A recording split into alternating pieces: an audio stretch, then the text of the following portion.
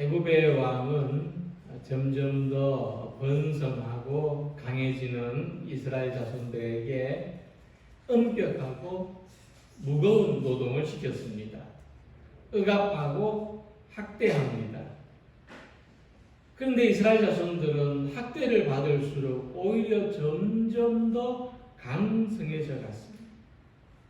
그자 애굽 왕은 아기를 낳을 때 돕는 산파들을 불러서 특단의 조치를 실행토록 합니다. 히브리 여인들이 아기를 낳을 때 살펴봐서 사내 아이는 죽이고 딸아이들은 살려두라는 것입니다. 그러나 산파들은 하나님을 두려워하여 애굽 왕의 명령을 어기고 남자 아기들을 살렸습니다.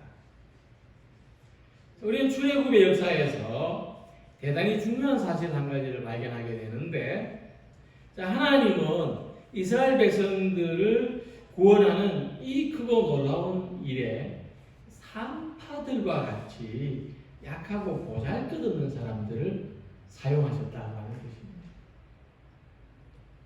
그러니까 하나님은 당시 사람들이 하찮게 생각하는 사람을 통해서 그들을 감동하셔서 크고 놀라운 일을 이루어 가십니다. 성경에서 하나님을 사용하신 사람들을 잘 살펴보시기 바랍니다. 아브라함부터 사도 바울이 이르기까지 왕들, 사사들, 선지자들, 사도들, 이 모든 사람들을 살펴볼 때 하나님은 약하고 부족한 사람들을 통해서 일을 해나가셨지 위대하고 훌륭한 사람들만을 사용하시진 않았다는 것입니다. 오히려 구원의 역사에서는 약하고 부족해 보이는 사람들이 더 큰 일을 감당했습니다. 오히려 자기가 가진 지혜와 능력을 자랑하는 사람들도 하나님이 사용하실 때는 그 인간적인 자랑을 꺾고 다듬어서 사용하셨던 것입니다. 금세기의 가장 위대한 인물 가운데 한 사람으로 손꼽히는 마더 테레사는 사람들이 물었습니다. 어떻게 이런 훌륭한 그리고 놀라운 일을 할 수 있었습니까? 그때 말하기를 나는 하나님의 몽당 연필일 뿐입니다 라고 했습니다. 이 몽당 연필 더 이상 손에 잡고 쓸 수 없어서 버려지는 존재입니다. 그런데 버리기 전에 이 볼펜 대롱에 끼워서 마지막으로 한 번 더 쓰는 것이 몽당 연필입니다. 그래서 우리가 아무리 훌륭하고 대단한 일을 하는 사람이라 할지라도 결국 하나님이 쓰시는 몽당 연필에 불과하다는 것입니다. 하나님이 쓰시지 않으면 버려지고 말 존재라는 것입니다. 그런데 뒤집어서 말하면 아무리 작고 보잘것없는 사람이라도 하나님이 붙들어 주시고 하나님이 쓰시면 귀한 일꾼으로 쓸 수 있다는 것입니다.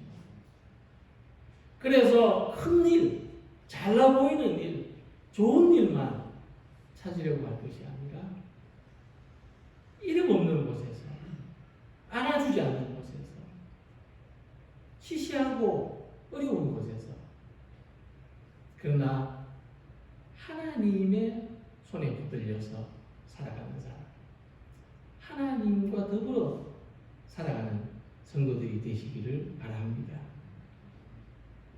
오늘 본문을 보시면 하나님은 이 시브라와 부하라고 하는 히브리 산파들을 사용하셔서 이스라엘 자손들 가운데 남자아이들의 생명을 구원했습니다. 참 놀라운 은혜가 아닙니까? 만약에 애굽 여인들에게 시켰으면 살아남을 수 없었을 것입니다. 히브리 산파들 가운데도 믿음이 없는 사람들한테 시켰으면 살아남기 어려웠을 것입니다. 근데 이들은 하나님을 경외했고 자기 목숨을 걸고 히브리 남자아이들을 살렸습니다. 근데 이들이 자라서 어떤 사람이 됐을까요? 그들은 모세와 함께 자라는 동시대 인물이 되었다는 겁니다. 그들 가운데 그들이 이스라엘 두 남자아이들 가운데 여호수아가 있었고 이 갈렙과 같은 사람들이 있었고 그들이 출애굽을 실행하고 그들이 가나안 땅을 향해서 나아가는 앞장서는 사람들이 되었다는 것입니다. 그리고 이런 배경 속에서 모세의 탄생이 소개됩니다. 자, 이 이야기를 연결 지어보면은 모세, 여호수아, 갈렙 이런 훌륭한 믿음의 사람들이 혹독한 노예 생활과 애굽의 그 죽음의 위기 속에서도 살아남을 수 있었던 것은 비천하고 연약하지만 이 산파들처럼 하나님을 경외하는 사람들이 있었기 때문이라는 것을 알 수 있습니다. 예나 지금이나 하나님은 그분을 경외하는 사람들을 통해서 일하십니다. 우리 믿음 속에 하나님이 일하신 역사가 있습니다.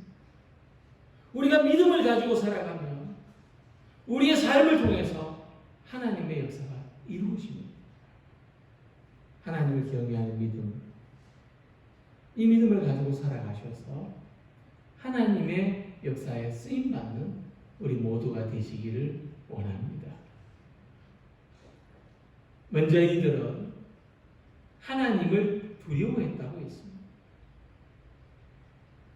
애굽 왕이 그 시대에서 가장 막강한 권력자고 가장 두려운 사람이었을 것입니다. 왕이 하는 말을 어기면 죽음이 기다립니다.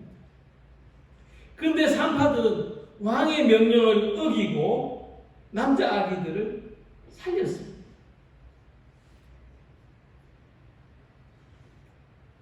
그것은 왕보다 하나님을 더 두려워했기 때문입니다. 그러나 산파들이 하나님을 두려워하여 애굽 왕의 명령을 어기고 남자 아기들을 살린지라. 근데 이 산파들은 약하고 힘없는 사람들입니다. 이런 사람들이 어떻게 왕의 명령을 어길 수 있겠습니까? 자기 생명을 유지하기 위해서, 자기 가족의 안위를 유지하기 위해서는 왕의 말을 들을 수밖에 없습니다. 세상 사는 대부분의 사람들이 눈앞에 보이는 그 권력이나 두려움에 지배당하고 살지 않습니까? 목구멍이 포도청이라고 하지 않습니까? 그런데 놀랍게도 산파들은 자기들의 삶과 죽음을 손에 쥐고 실권을 행사하는 왕보다 그 눈앞에서 자기들에게 명령하는 왕보다 보이지 않는 하나님, 믿음 속의 하나님, 양심 속의 하나님을 더 두려워했다는 것입니다. 우리는 무엇을 더 두려워합니까? 우리는 무엇을 가장 두려워합니까? 예수님은 우리가 무엇을 두려워해야 될 것인지 말씀하셨습니다. 몸을 죽여도 영혼은 능히 죽이지 못하는 자들을 두려워하지 말고 오직 몸과 영혼을 능히 지옥에 멸하실 수 있는 자를 두려워하라. 그러니까 산파들은 알았습니다.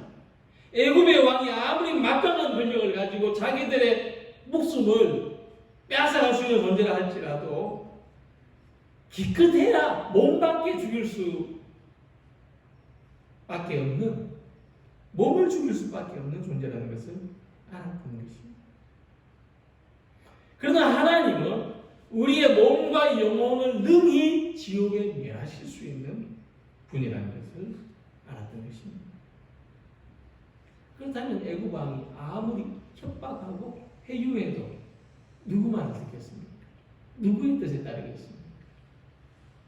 하나님의 뜻에 따를 수밖에 없는 것입니다. 사람이 큰 것을 두려워하면 작은 것은 두렵지 않습니다. 한번 죽을 각오를 하면 그 어떤 것도 두렵지 않다고 합니다. 이처럼 하나님을 두려워할 때는 그 세상의 어떤 것도 두렵지 않습니다. 하나님을 생각하고 살면 세상에 생기는 일에 대해서 덜 염려하고 덜 걱정할 수 있습니다. 우리의 마음, 우리의 생각은 무엇으로 채우느냐가 중요한 것입니다. 그런데 하나님을 두려워한다는 것은 왕을 두려워한다는 것과는 좀 다릅니다. 그래서 21절에서는 산파들이 하나님을 경외했다고 했습니다. 하나님을 경외한다는 것은 왕을 두려워하는 것처럼 불안과 공포를 느끼는 것이 아닙니다. 우리가 하나님을 경외하는 것은 그렇게 안 하면 하나님이 막 이 벼락을 내리시고 괜히 길 가다가 막 어디에 부딪히게 하시고 이렇게 해서 하나님 그게 두려워서 하나님을 섬기는 것이 아닙니다. 두려워하고 피하고 멀리하거나 뭐 그렇게 할 수 없어서 미신으로 섬기는 것도 아닙니다. 무서워서 섬기는 것이 아닙니다. 주의를 지키지 않으면 화가 있을까봐 무서워서 예배드리는 것도 아닙니다. 하나님을 경외한다는 것은 존경한다는 의미에 더 가까운 것입니다. 무서워하는 거하고 존경하는 거하고는 다르지 않습니까? 하나님을 존경한다는 것은 하나님을 신뢰하고 이해하고 헤아리고 순종하고 헌신하고 사랑하는 겁니다. 그러니까 왕을 두려워하는 것보다 하나님을 더 사랑하며 하나님을 존경하고 그 존경하는 마음으로 순종하면 이 세상의 두려움을 극복할 수가 있다는 것입니다. 사람이 두려움으로 살아가는 삶은 건강할 수 없습니다. 두려워서 신앙생활하는 사람은 건강한 신앙생활을 못합니다. 그러나 존경하는 마음, 사랑하는 마음, 경외하는 마음으로 살아갈 때는 그 삶이 옳은 가치로 판단하고 바르게 살아갈 수 있고 하나님을 기쁘게 감사한 마음으로 섬길 수 있습니다. 산파들은 히브리인의 남자아이가 태어나면 죽이라는 왕의 명령을 두려워하기보다 하나님을 경외했을 때 오히려 생명을 살리는 일에 자기들의 목숨을 걸 수 있었습니다. 우리가 무엇을 하든지 하나님을 사랑하는 마음으로 하면 못할 것이 없습니다. 하나님을 경외하면 공평한 삶을 살게 되고 정직한 삶을 살게 되고 정의로운 삶을 살게 됩니다. 그러므로 하나님을 경외하는 믿음을 가지시고 하나님을 경외하는 믿음으로 우리 모든 삶 속에서 용기 있게 살아가시기 바랍니다. 우리의 몸과 우리의 영혼까지 하나님께 맡기고 세상이 주는 염려와 걱정을 이기고 하나님 기뻐하시는 삶, 하나님을 기쁘시게 하는 삶을 살아가는 우리 모두가 되시기를 소망합니다. 그런데 오래 숨길 수는 없었습니다. 애굽 왕은 이 산파들이 자기가 시키는 대로 하지 않았다는 것을 알게 됐습니다. 그래서 그들을 불러서 묻습니다. 너희가 어찌하여 남자 아기들을 살렸느냐? 너희가 어찌하여 내 명령을 어겼느냐? 그저 산파들은 지혜롭게 대답합니다. 히브리 여인은 애굽인과 같지 않아서 이 애 놓는다는 이야기 듣고 우리가 가면 벌써 낳았더이다. 그러니까 왕이 더 이상 할 말이 없었습니다. 왕은 애기를 낳을 때 딱 보고 산모가 모르도록 너희들이 은밀하게 얘가 죽어서 태어났다 이렇게 시켰는데 이 산파들이 지혜가 대단한 것이죠. 가니까 벌써 낳았던걸요.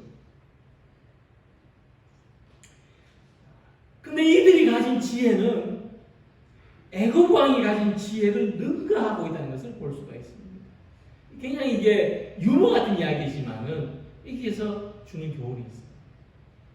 비천한 사람의 지혜가 하나님을 믿는 비천한 사람의 지혜가 하나님을 믿지 않는 왕의 지혜보다 낫다는 겁니다. 믿음의 지혜는 사람의 교묘한 생각보다 낫고 십자가의 지혜는 세상적인 지혜를 이기는 것입니다. 우리가 믿음의 지혜를 얻고 믿음의 지혜로 살아가려고 해야 됩니다. 이 4세기에 동방의 명설교자라고 일컫던 이 크리소스톰이 당시 귀족들의 사치를 비난하고 꾸짖는 설교를 하다가 미움을 받아서 귀양을 가게 됐습니다. 사람들이 그의 안위를 염려해서 이 권세자들하고 타협하는 길을 찾으라고 했어요. 그래서 그는 이렇게 말했습니다. 내가 무엇을 두려워하겠느냐? 죽는 것인가? 아니야. 내가 죽고 사는 것은 예수 그리스도께 있다. 그럼 내가 사는 땅에서 쫓겨나는 걸 두려워하는가? 아니야. 땅과 그 가운데 있는 모든 것이 다 주님이야. 내가 어디를 가더라도 주님 품 안에 있어. 그럼 내 소유를 다 잃는가? 아니야. 내가 가지고 온 것은 아무것도 없어. 내가 가지고 갈 것도 없어. 나의 보안은 오직 하늘에 있다. 저들이 나를 쫓아내면 나는 엘리야처럼 될 것이고, 저들이 나를 구덩이에 던져넣으면 나는 예레미야가 될 것이고, 굴에 던져넣으면, 사자굴에 던져넣으면 다니엘처럼 될 것이고, 돌로 치면 나는 스데반처럼 될 것이고, 목을 베면 세례요한처럼 될 것이다. 그리고 매질하면 나는 사도 바울처럼 될 것이다. 그러니까 참된 지혜가 뭐냐? 세상 권력과 하나님 권세 중에서 어느 것을 더 두려워하는가를, 두려워해야 되는가를 식별할 수 있는 능력이라는 거예요. 참된 지혜는 내가 누구를 기쁘시게 하며 살아갈 것인지를 분별하는 능력입니다. 잠언 1장 7절에 여호와를 경외하는 것이 지식의 근본이거늘 미련한 자는 지혜와 훈계를 멸시하느니라고 했습니다. 하나님을 두려워하는 것이 지혜의 근본입니다. 하나님을 경외하고 하나님을 사랑하는 것이 지혜롭게 사는 길입니다. 누구든지 하나님의 지혜로 살아갈 때 탁월하게 살 수 있습니다. 이 두려움이라고 하는 것은 우리 마음에서 나오는 것이지만 지혜는 믿음에서 나오는 것입니다. 그러니까 우리가 사람의 마음에서 나오는 그 어리석은 생각을 따라 살 것인가? 믿음을 가진 사람에게 주시는 하나님의 지혜를 따라 살 것인가를 우리가 결정하고 선택해야 됩니다. 믿음의 지혜는 무엇입니까? 생명을 살리는 것입니다. 십자가의 지혜는 무엇입니까? 인류를 구원하는 것입니다. 이 가나안산의 아이들을 몰래 살려냈던 히브리 산파들의 이 이야기는 하나님의 구원도 이와 같은 방식으로 이루어진다는 것을 우리들에게 보여주고 있는 것입니다. 남을 살리고자 내가 희생할 때 우리 가정, 우리의 마을, 교회, 이 세상에 하나님의 구원이 임하는 것입니다. 생명을 죽이라고 명령했던 그 이집트 왕의 절대적인 권력에 맞설 수 있는 것도, 그 시대를 지배하던 질서를 바꿔놓을 수 있었던 것, 이 하나님을 경외했던 여인들이 남을 살리기 위해서 내가 희생하는 이 생명의 원리를 선택했기 때문입니다. 농부가 씨앗을 심고 밤낮으로 보살피는 것은 결실이 있을 것을 알기 때문이죠.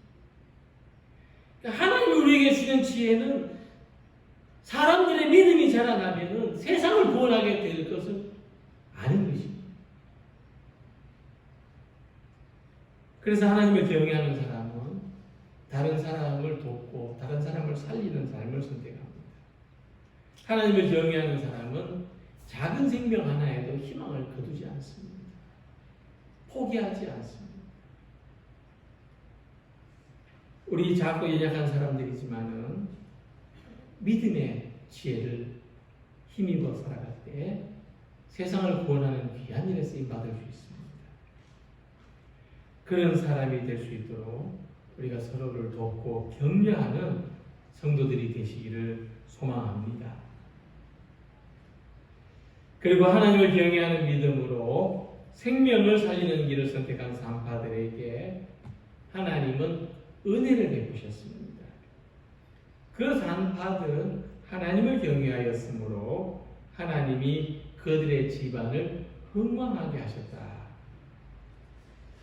이 산파는 그 역할이 뭐냐면, 그 사명이 뭐냐면, 여인이 아기를 낳을 때 그 아기를 그 아이가 무사히 살아나올 수 있도록, 산모도 무사할 수 있도록 그 생명을 받아내는 사람들입니다. 그런데 이 산파들이 왕의 명령을 두려워해서 그 사명과 반대되는 남자아이들을 죽이는 그런 일을 했다면 과연 하나님께서 복을 주시겠습니까? 아니면 산파들이 자기 사명을 감당하기 위해서 생명까지도 내어놓고 살렸을 때 그때 하나님께서 복을 주시지 않겠습니까? 마찬가지로 우리들에게도 사명이 있습니다. 내가 해야 될 일이 있죠. 우리가 그것을 역행하면 하나님께 복을 받지 못합니다. 그러나 우리가 최선을 다해서 우리에게 맡겨진 일들을 감당해내면 하나님이 주시는 복을 받게 되는 것입니다. 사람들이 거꾸로 생각하는 것은 사명을 감당해서 복을 받는 게 아니고 복을 받는 것이 사명이라고 생각하는 겁니다. 복을 받기 위해서 예배를 드리고 복을 받기 위해서 기도하고 복을 받기 위해서 봉사를 합니다. 그러나 그래서 거꾸로 옵니다. 복을 받는 게 사명이 될 수 없습니다. 산파들이 어떤 위협 속에서도 생명을 살리는 사명을 감당히 해서 하나님으로부터 복을 받았다고 믿습니다. 마찬가지로 우리들도 그냥 어떻게 하든지 복만 받기를 원하는 것이 아니라 우리의 삶에 주어진 사명을 감당해서 잘 감당해서 그것이 복이 되기를 소망하는 성도들이 되시길 바랍니다. 특별히 우리에게는 영적인 산파의 사명이 있습니다. 교회가 하는 일은 이 세상에서 죽어가는 사람들을 살리는 것입니다. 우리 성도들, 그리스도인들이 해야 되는 것은 죽어가는 영혼을 살리는 것입니다. 사람의 영혼을 살려내고 사람들이 참되게 살아가도록 인도하고 사람들의 생명을 보살피는 사명이 우리들에게 있습니다. 이 생명이 또한 우리들의 희망이고 우리의 구원입니다. 이 생명을, 이 사명을 다하는 삶을 살아갈 때 우리는 진정한 하나님의 복을 받습니다. 그러므로 다니엘서 12장 3절에 지혜 있는 자는 궁창의 별과 같이 빛날 것이요 많은 사람을 옳은 대로 돌아오게 한 자는 별과 같이 영원토록 빛나리라고 말씀했습니다. 자, 하나님께서 출애굽하게 하신 목적은 하나님의 백성들을 살리기 위해서입니다. 하나님은 이 사명을 감당하도록 억압받는 고통을 주셨습니다. 또 그 고통 가운데서도 산파들에게 은혜를 베푸셨습니다. 그리고 히브리인의 남자아이들도 여자아이들도 살리셨습니다. 그리고 그 속에서 모세를 살리셨습니다. 이 히브리 산파 이 두 사람은 비록 미천한 신분의 사람들이었지만 출애굽의 서막을 여는 사람으로 등장합니다. 희망의 불씨를 지켜낸 사람으로 빛이 납니다. 하나님을 경외하여서 자신들에게 주신 사명을 감당하려는 그 귀한 마음이 모세를 살려냈고 여호수아를 키워냈고 갈렙을 성장시켰습니다. 그리고 나중에 동정녀 마리아 그리고 요셉을 통해서 예수 그리스도가 탄생하게 되셨습니다. 오늘 우리들도 사람을 살려내는 그리스도인, 생명을 구원하는 교회가 되기를 소망합니다. 이 사명을 포기하지 않을 때 모세와 같은 사람을 살려낼 수 있고 여호수아와 같은 사람을 키워낼 수 있고 예수 그리스도를 우리의 삶 속에 모실 수 있습니다. 사람에게서 희망을 발견하고 영적인 산파의 사명을 다하는 성도들이 되시길 바랍니다. 이 복된 사명을 감당하기 위해서 무엇보다 우리는 두려움을 이기는 믿음, 경외심, 하나님에 대한 사랑을 가져야 합니다. 세상을 두려워하지 마, 환경을 두려워하지 마, 하나님을 더욱 경외해야 합니다. 믿음을 통해서 주시는 하나님의 지혜, 세상의 어리석은 지혜가 아니라 십자가의 지혜를 가져야 합니다. 오늘 내게 맡겨진 일, 내가 아니면 다른 사람이 할 수 없는 일을 감당해 나가야 합니다. 그래서 내가 살고 다른 사람도 살리는 교회, 내가 복을 받고 다른 사람도 복되게 하는 출애굽의 공동체, 또 식구들이 되시기를 주님의 이름으로 기원합니다. 기도드리겠습니다.